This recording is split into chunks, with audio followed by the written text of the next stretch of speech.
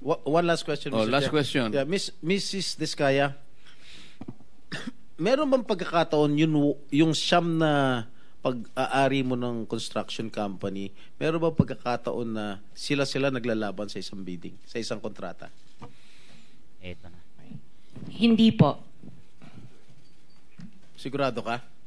Pag makakuha ako ng record sa Pagpapakaalam ko. DPWH na si St. Timothy, si St. Gerard, si Alpha Phi Omega, sino pa? Si Alpha and Omega and St. Gerard, hindi po sila nagsasali sa isang bidding. Pero Okay nga. yung ibang licenses, magkakasama sila minsan. And then, so minsan naglalaban-laban yun, Siyam. Yes po. Oh, so that is not a legitimate bidding. Dahil yung Siyam na yon na naglalaban-laban sa isang award sa isang kontrata, iisa lang ang may-ari. So kahit sino doon, kahit sinong manalo doon sa bidding na yon, ikaw ang panalo. Dahil sa'yo lahat yun eh. Correct? Tama? Hindi po, kasi iba yung may-ari ng mga companies. Oh, sus. Kasi sabi I'm mo just lang concerned with Alpha and Miss Omega. Diskaya, Opo. kanina, sinabi mo Alpha Phi Omega lang ang sa'yo. Opo. Nung tinanong kita ulit, in-enumerate ko lahat yung siyam na korporasyon, inamin mo sa'yo lahat yun. Oh, di ba? The records will bear me out. Opo. Oh, ngayon, ang tinatanong ko sa'yo, yung bang siyam na korporasyon na yon, Panglimang tanong na. naglalaban-laban ba sa bidding yan? Panglimang Yes tanong po. na yan eh. Sabi mo kanina, last question. Hindi ba sumagot? Ay, sumagot. Oh. Hindi, sagutin Yes po. mo. Opo, sumagot ako. Opo. Naglalaban-laban. Opo. So pag Sinagot naglalaban-laban yung siyam na korporasyon sa isang kontrata, at kung sino manalo ron, kahit isa sa siyam na manalo, sa'yo pa rin yun. Ikaw pa rin ang panalo. Correct? ko. Opo. Oh. Senator Erwin, Ang tanong ang... very brief lang, baka O yan mga kababayan, huling-huli, Sara Diskaya, hindi nakalusot ang pagsisinungaling. Nakita nyo mga kababayan, paano po pinaikot-ikot lang si Sara Diskaya, pero gusto nyo pa rin mag-deny. Deny to death. Gusto niyang lokohin ang mga investigador. Gusto niyang bulahin. Akala niya matalino itong Diskaya na ito. Kita niyo yung mukha niya mga kababayan, no? Gusto nang umiyak. Itinatanggi niya, itong Alpha Omega lang yung kumpanya niya na kontraktor dito. Tapos tinanong ni Senator Jinggoy, paano yung Siyam? Di ba sinabi mo, nasa'yo din itong Siyam na ito, tapos sasabihin mo dalawa lang? Pinaglololoko mo kami. Inakailang tanong na ako, sabi ni Jinggoy, uulitin ko, pag nagbibiding ba itong Siyam na ito, tapos sa'yo itong Siyam na ito, nagsasabay-sabay ba na magbiding ito? Oo daw. Pero nung sinabi, minsan nag-aaway-away din daw yung Siyam na ito. Pero, ikaw din ang may-ari. Eh sabi ni Diskaya, ay nag-aano lang ako sa dalawa, itong Alpha and Omega and Timothy. Eh di ba sabi mo, inamin mo na Siyam ang kumpanya mo? Lolokohin mo pa kami? Isang tanong pa. Sa'yo ba ang Siyam na kumpanya? Opo. Minsan ba naglalaban-laban din ito sa bidding? Opo. O di ikaw din ang nanalo? O ngayon, tatanggi ka pa. Nakukulong ito na Poles 2. Ipa-aresto nyo na sa PNP, sa batalyon ng mga pulis, sa mga PMA, ipakaladkad na ito sa kabayo. Kasi grabe ang panloloko nyo sa taong bayan. Niloloko mo pa sila Senador Marcoleta. Anong akala mo? Matalino ka. Grabe mga kababayan, nakakainit ang ulo ito. tayong panahon. Ang sagot po dyan, Senate Pro Temp, nagbibiding-bidingan. Anyway, matanong ko lang po sa COA, na-relieve nyo na ho ba yung inyong first district COA auditor, yung sa Bulacan, na nag-audit ng mga coast project? Hindi pa. Hindi pa po, Your Honor. Bakit po hindi ninyo ba na-relieve? Nakipagsabwatan na po sa district engineer po natin since 2022. Bakit di po nare-relieve? Sir, wala pa po namang ebidensya na nakipagsabwatan po yung... Wala pa pong ebidensya 2023. Sa Pangulo na nagsabi, pati Senator Ping Lacson nagsabi, anong gusto mo? Ebidensya? Your Honor, hindi po ako ang merong authority. I know that. I know that. That's why I'm asking you. Now, when are we going to see her relieved or him relieved? Ipapaalam ko po sa... Ipaalam niyo po kaagad, okay? Dahil wala ho kami oras. Panghuli na lamang po, matanong ko lamang po ang MMDA. Kanina po. Mr. MMDA, sir, nagpresenta po si Ramon S. Ang na tutulong sa flood control po natin. Siya po maglilinis dyan, libre. Ano po ang reaction po ninyo? Acceptable po ba ito? Itong pag-volunteer ni RSA para linisin ang mga estero natin para hindi na tayo bahayin kagaya nangyayari everyday pag umulan ngayon? Opo, tuloy-tuloy naman po yung coordination meeting natin. In fact, meron na po kaming ilo-launch sa Las Piñas po na cleanup drive po ng Las Piñas River. And katulong din po namin sila na mag-ayos po dito po sa may Rojas Boulevard. Nag-inspect na rin. Okay. Salamat po, Mr. Thank Chair. you. 1 minute, Senator Bato. 1 minute, Senator... 10 seconds. 1 minute na. Minority Leader and 2 minutes to Senator Alan. Thank you. Hindi pa, kasi ano na tayo. Thank you, Mr. Chairman.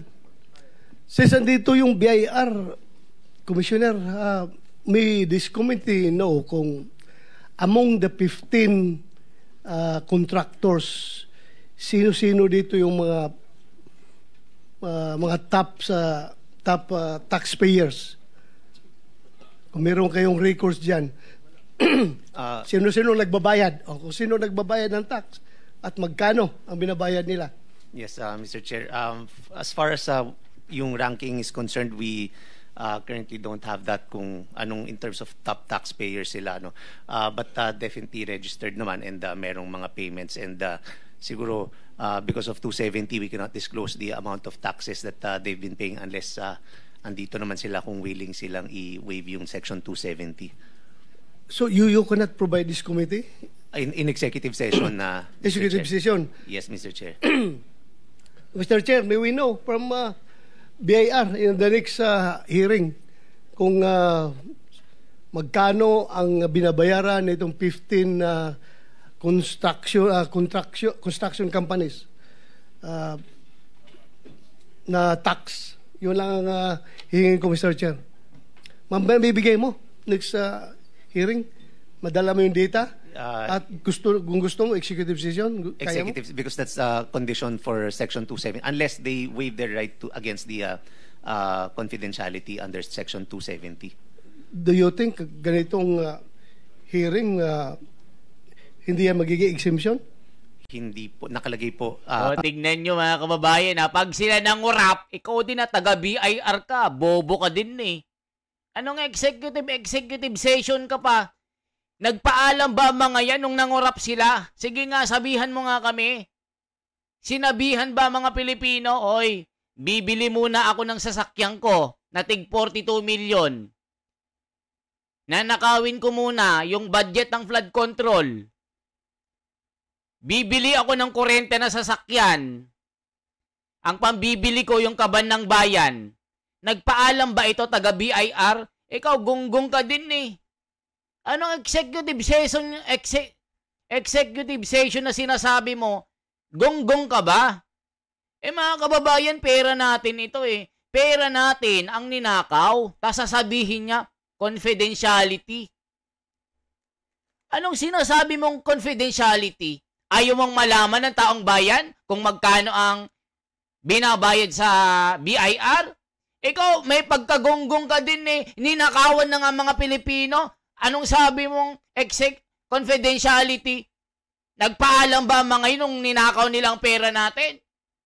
Ikaw, gumamit ka ng utak mo. Sabi ni General Bato, Senador Bato, sa ganitong pagkakataon, hindi ba exempted dyan? Exemption? Ikaw, hindi ka gumagamit ng utak. Ikaw, taga-BIR ka, baka nalalagyan ka din eh. Nanggigigil ako mga kababayan. Executive session po. Executive session? Yes. So i-ready mo next hearing, ha? Yes, Mr. Mr. Chairman. Thank you. Thank you, With Mr. your Chair. permission, Chairman Bato, just on that point, Mr. Yes. Chairman. Mr. Chairman, just on that point. Yeah. Mr. Chairman, good afternoon, Mr. Commissioner. I think we have a different view. Sabi ko sa If iyo, you look sabi ko at, sa inyo. Jurisprudence and dun sa Article 270, pag in-order ng Presidente or congressional hearings, you can disclose. What 270 prohibits is the unauthorized disclosure by a BIR employee. But when Congress asks you to disclose, you can disclose without liability. Yan ang sinasabi ko mga kababayan. Tapos sasabihin niya, confidentiality.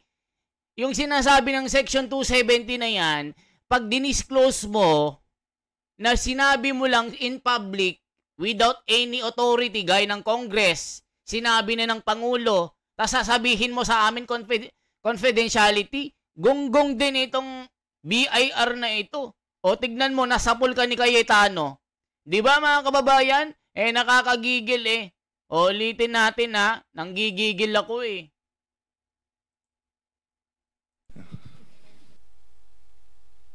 O, di ba? This is Abacada Guro Party List versus Purisima. Congress power of oversight is intrinsic in the grant of legislative power and it in itself integral to the checks and balances inherent in a democratic system of government, etc., etc. Maybe you want to look at it muna, Commissioner, para we can discuss later. Yes, Mr. Chair, but in addition to Section 270, Section 20 of the Tax Code provides additional provision that submission of pertinent information to Congress, that any information or any return information which can be associated or otherwise identify directly or directly a particular taxpayer shall be furnished the appropriate committee of Congress only when sitting in executive session unless such taxpayer otherwise consents in writing to such disclosure. Yes, so meaning you can submit to us. Yes, in executive session, but I think Yes, that and not then here. under our rules sa executive session, it is our choice whether we will disclose it or not. Yes, Mr. So Chair. ang pinoprotektahan lang ng Commissioner is yung integrity ng BIR at ng inyong responsibility. But once it is with us, I just want to make that clear. Diba? That is a decision that the committee will make as a committee, of course led by our chairman. Tama, Commissioner? Yes, yes, Mr. Chair. Thank you for that clarification. Thank you. Pagtatakpan pa eh. Sen Alan, I think we are guided by our precedents also. Nangyari na ito, Commissioner. In the case of Parmali, the BIR sent the subject income tax document in a sealed envelope to the chairman of the committee. Maybe you can also do that. At bahala na ako kung paano ko i-dispose yun. That's the precedent we had so far. Maybe you wanted to consider that. O, yan ang sinasabi ko mga kababayan. Pag ganito na po na mga sitwasyon, itong Senado na at itong mga senador nang magde-decide dyan, itong BIR parang gusto pang pagtakpan itong mga buhayang ito. Di ba mga kababayan? Anong sinasabi ng mga komento dito? O, sana may puntahan talaga tong issue na ito at hindi na lang matabunan. O, di ba mga kababayan?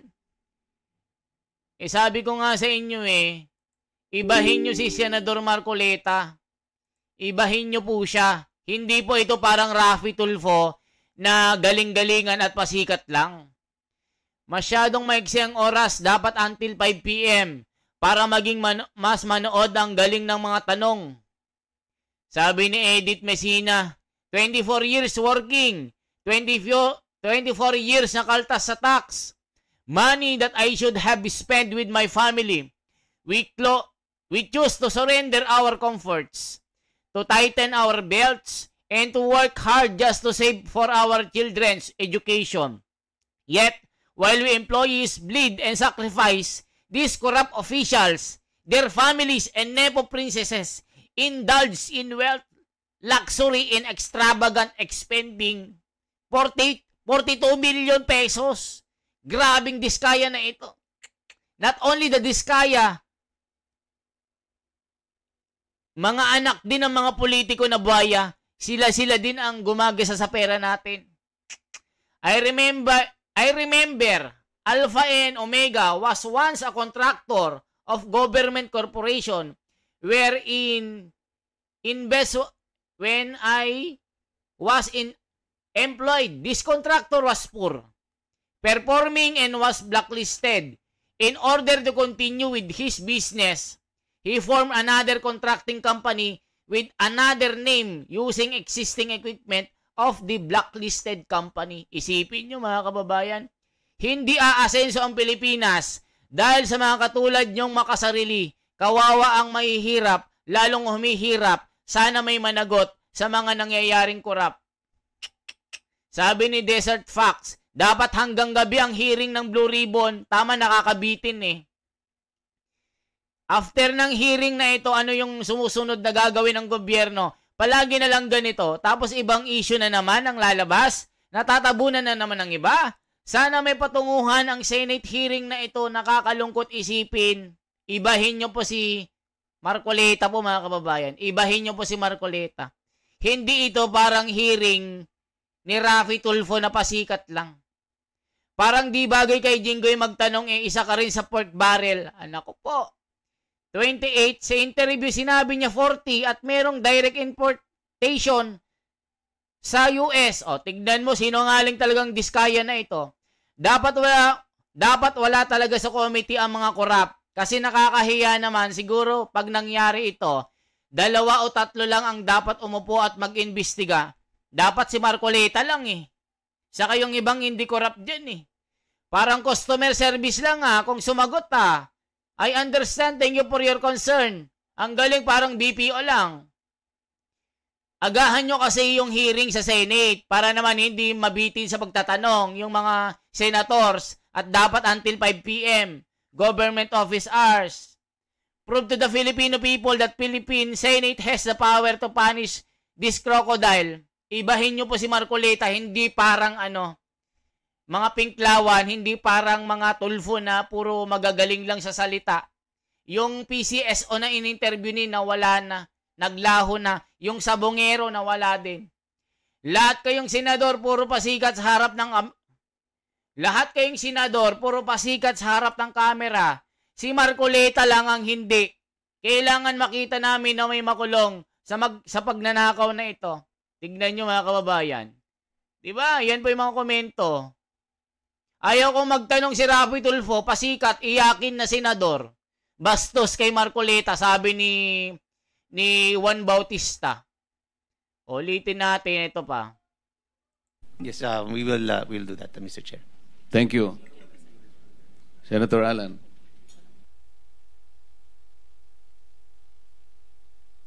Yes, Mr. Chairman. Of course, we'll be guided by jurisprudence. My personal feeling is that assessment is Congress can compel. But of course, we shouldn't violate the law. We should follow it. But a good compromise nga is that we will consider it a constructive executive session that the BIR Commissioner turn over to you with the condition that it will not be released unless we follow our rules and vote that it be released, but it will be for the perusal. And of course, we thank the Commissioner for doing the research on it. I don't think you were compelled. No, it was an initiative on your part. No? Mr. Chairman, can I ask for one more thing? Kasi ang mga LOA is flying left and right. And of course, you're more than meeting your target. And of course, in the other room, happy everyone dun sa, bitin pa rin yung funding, but you're doing your part sa BIR. So can you also add in your submission, not today, yung etong top 15, or if you wanna go beyond the top 15, na LOA din ba kaya itong mga to? Para alam din natin na, kasi may question na on supervision nung DPWH, may question na yung COA, nabantayan ba? So let's look also on the BIR side for your guidance and our guidance na rin, Commissioner. Thank you, Mr. Chairman. Yes, Mr. Chair. Thank you. Are you done, Senator? Yes, okay. Soto, Minority Leader. Thank you, Mr. Chairman. I would just like to place on record in your committee a quotation. Bagay na bagay doon sa mga ibang kasama natin dito ngayon eh. We are living in a time where some people are proud of what they should be ashamed of. Thank you. Sino ang gumawa nun? Para malam... Ikaw yata yun. Thank you very much, Minority Leader. Before we... Okay. Thank you, Mr. Chairman. Can you show the slide? DPWH? Yes, Ma'am Yusek. Every year tinatanong ko to, and every year sinasabi nyo na harmless ito at mistake lang ito. Pero every year, rather than natatanggal, dumadagdag. So, Mr. Chairman, Mr. Minority Leader, if you look in our slides, nung GAA ng 2023, 2.77 billion, ang double, exactly the same, ang nasa GAA. Bringing up natin to sa committee hearing, pero hanggang sa final version, meron pa rin natira. 2024, imbis na nabawasan, 3.48 billion ang double appropriation. Binanggit ko rin ulit to, sabi ulit ng DPWH, aayusin din nila.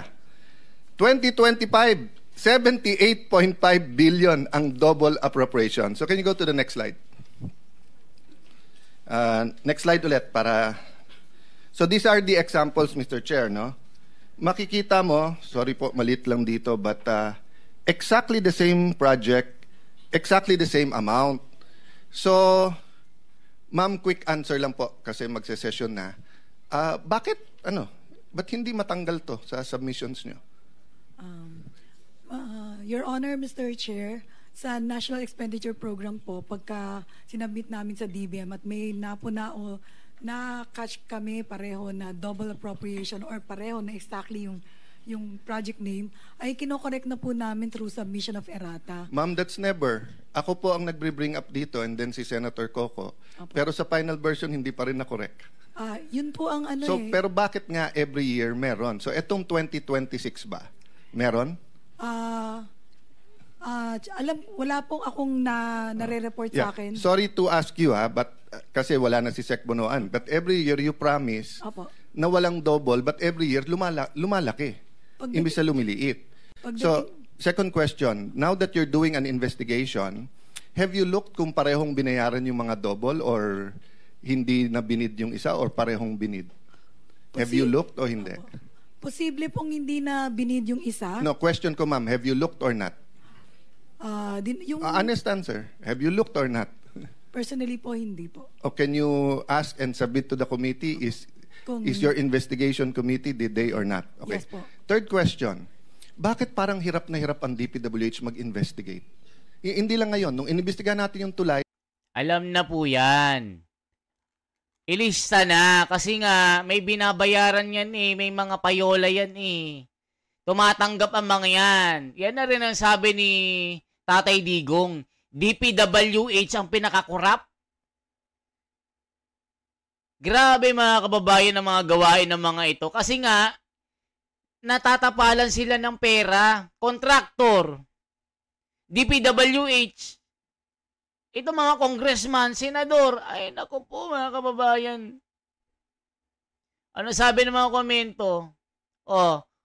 Tignan nyo po Ang batang pinakain ng nakaw ay sure na lalaki na magnanakaw. Katakot. I wonder how many in that plenary ang pinakain ng nakaw while young. Pobre man ama at ina ko. Proud ako na hindi ako pinakain ng nakaw. Grabe, sabi ni Kristanful. Nakakabwisit ang pagmumukha ni Boy Mukbang. Sino ba si Boy Mukbang?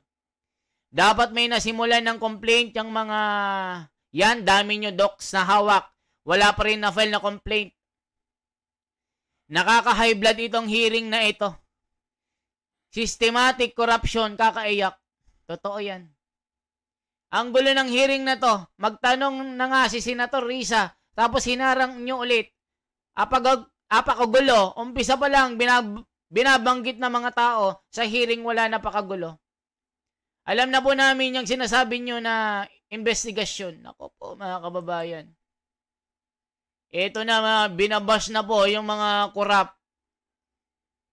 Maliban kay Senador Marcoleta, ibahin nyo po siya mga kababayan.